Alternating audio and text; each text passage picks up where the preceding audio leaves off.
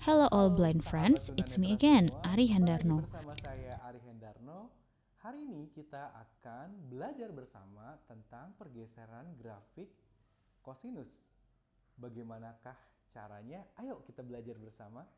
On the Halo previous sahabat video, tunanetra we have semua, learned kembali how lagi the bersama cosine graph saya Ari shifts and we Hendarno. are looking for y Sebelumnya equals kita sudah cosine membahas x plus tentang 1. bagaimana The pergeseran graph shifts grafik up 1. kosinus. Dan What kita if mencari we Y were sama to dengan graph cos X y tambah equals 1. 2 times Bisa cosine digeser ke x? atas 1 atau misalkan negatif bisa digeser ke bawah 1. Dan grafiknya seperti yang ini sudah kita bahas sebelumnya. Lalu bagaimanakah jika kita akan membuat grafik For y equals Y 2 times sama cosine dengan x, there is a 2 number cos 2 in front X of cosine dari x. Y So, sama for dengan the cos height of X. cosine x, Tapi we kita harus multiply it cabut by dulu 2. grafik yang sudah kita buat sebelumnya, yang Y sama dengan cos X plus 1 ini. Jadi tinggal Y sama dengan cos X. Baik, untuk Y sama dengan cos 2X ini, kita bisa lihat ada angka di depan cos X dikali 2 di sini. 2 dikali cos X. Artinya, untuk ketinggian cos X-nya ini, kita kalikan 2. Maksudnya seperti apa? Jadi misalnya Cosine 0 degrees sini equals 0 1. ketinggian Then cos y X-nya equals Y 2 ini times 1. cosine Kita 0 kalikan degrees harusnya equals 1 jadi 2. 2. Jadi 1 dikali 2. Dikali 2 ini jadi 2. Gitu. Nah, kita bisa langsung gunakan pushpin dan buat grafiknya. Kita taruh di 2 di sini. Cosine 90 degrees equals 0. Then y equals 2 times cosine 90 degrees equals 0. Y-nya 0.